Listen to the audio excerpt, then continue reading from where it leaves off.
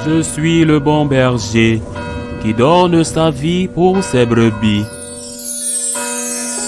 Le Seigneur soit avec vous et avec votre esprit. Évangile de Jésus-Christ selon saint Marc.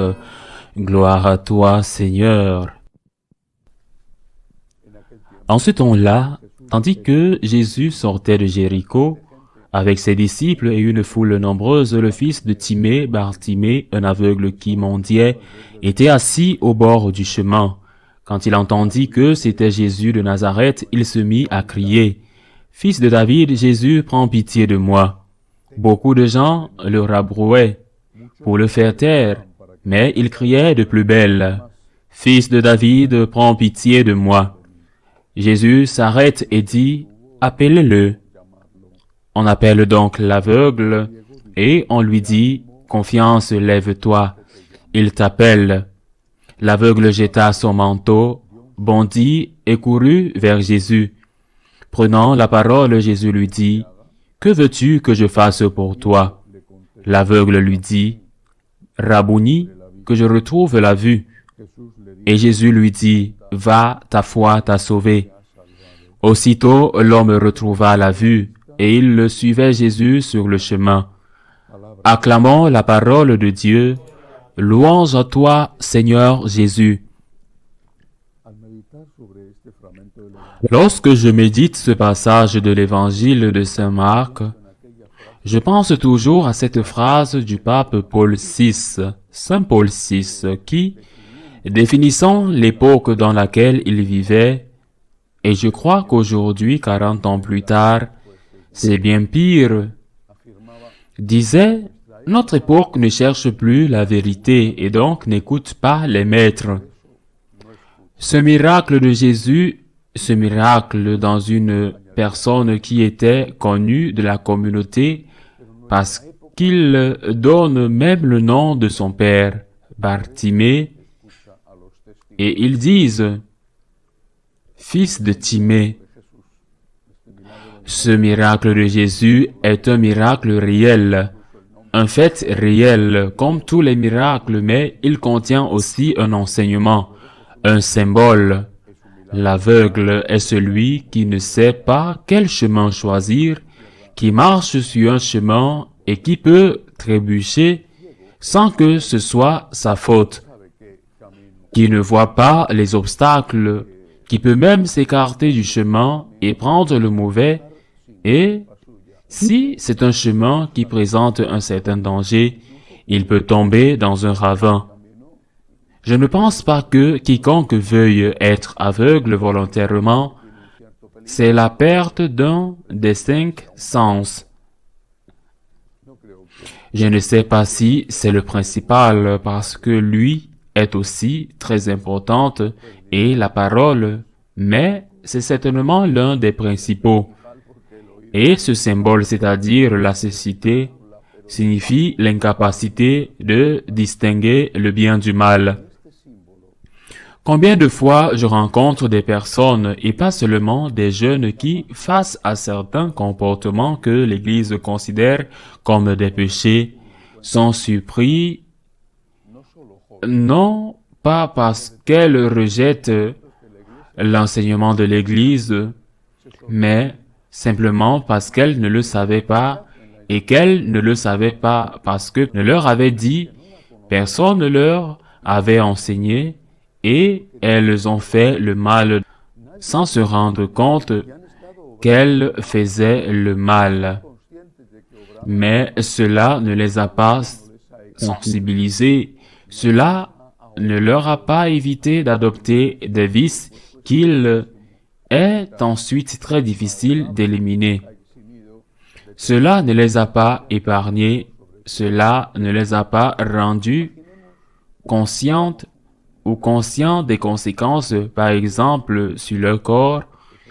Imaginons, prenons un cas simple, que cela se soit passé il y a quelques années. On ne savait pas que fumer est très très grave, que fumer provoquait ou pouvait très probablement provoquer un cancer très grave, le cancer du poumon, qui pouvait ensuite se propager à d'autres organes du corps. Ce n'est que depuis quelques années que les paquets de cigarettes portent un avertissement. Pendant longtemps, les gens ont fumé sans être conscients du danger que cela représentait.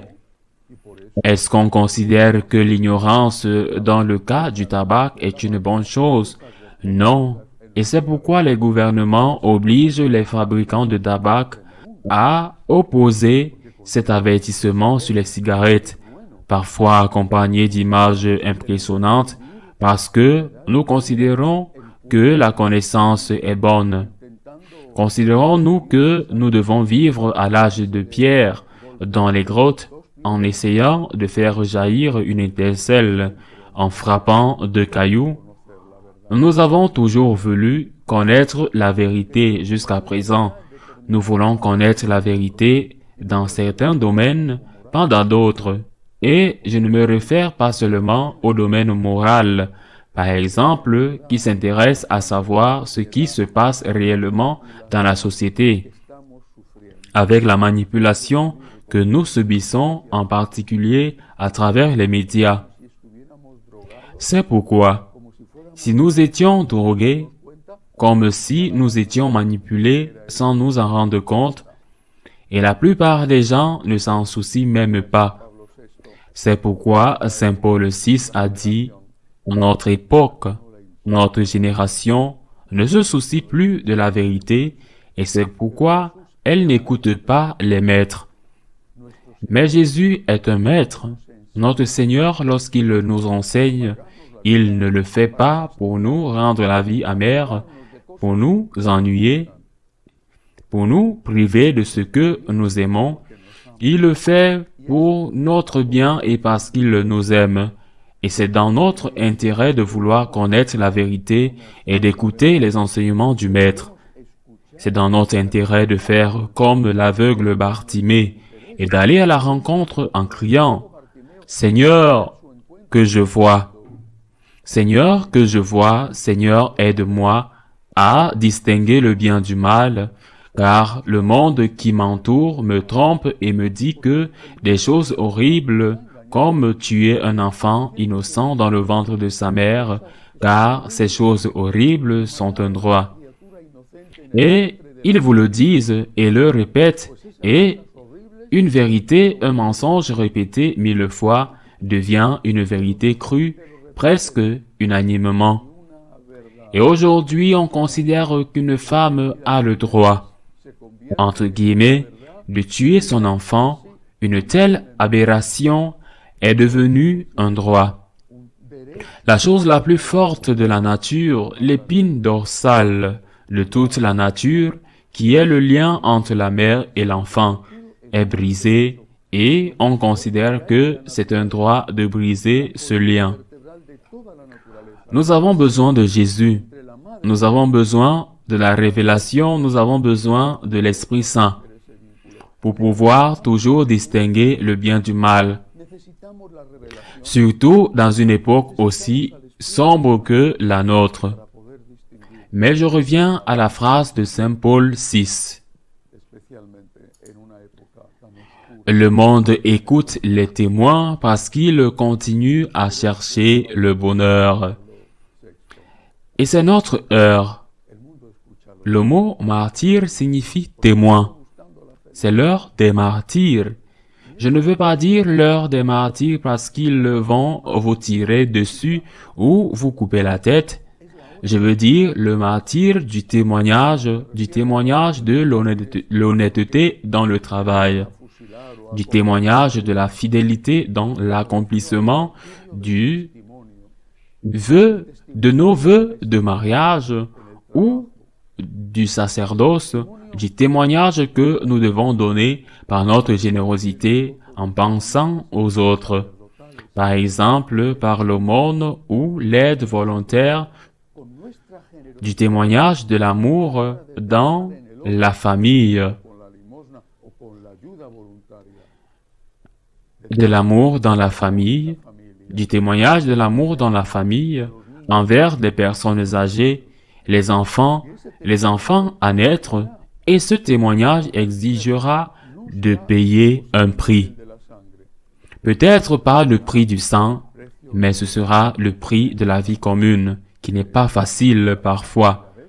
Le prix de la prise en charge d'une personne âgée, le prix d'avoir des enfants avec ce que cela coûte. Et je ne me réfère pas seulement à l'économie, le prix de ne pas se laisser corrompre, le prix d'être un bon travailleur, quand d'autres peut-être travaillent le moins possible. C'est l'heure des martyrs, c'est l'heure des témoins de pouvoir dire je suis heureux, non pas parce que je fais ce que le monde veut, mais parce que je fais ce que Dieu veut. Dans la lettre à Dionyette, 1er siècle, l'auteur de la lettre dit à ce Dionyette, à qui il adresse le texte. Nous chrétiens, nous avons en commun la table, la charité, mais pas le lit. Chaque mari avec sa femme et vice-versa. Et nous chrétiens, nous ne tuons pas nos enfants dans le sein de leur mère. Ceci, il y a près de 2000 ans. Ce sont les témoins, dont beaucoup ont été martyrisés dans le sang, qui ont fait avancer le christianisme. Ils n'ont pas cédé à une société païenne profondément corrompue. Ils ont su résister, être fidèles, et ils ont gagné comme les lions n'ont pas pu les vaincre.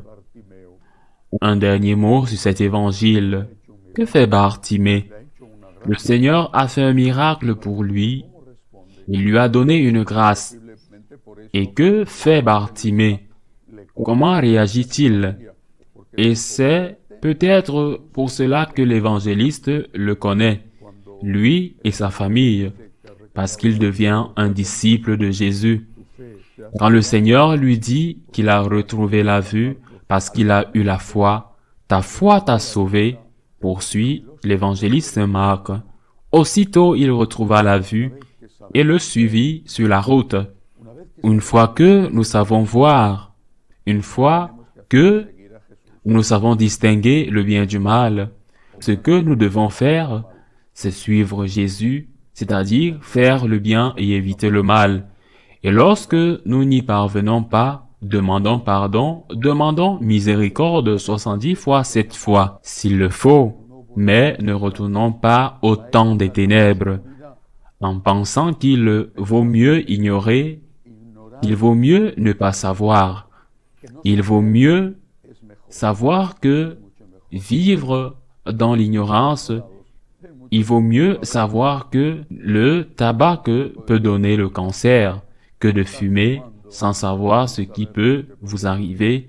Et je le dis par expérience, car ma sœur, plus jeune que moi, est morte d'un cancer il y a plusieurs années parce qu'elle le fumait. Elle a tellement fumé pendant sa vie. Le Christ est notre lumière. Ses enseignements sont déjà le salut, un salut qui est certifié par son sang versé, mais qui commence par son enseignement, ne l'oublions pas. Ainsi soit-il.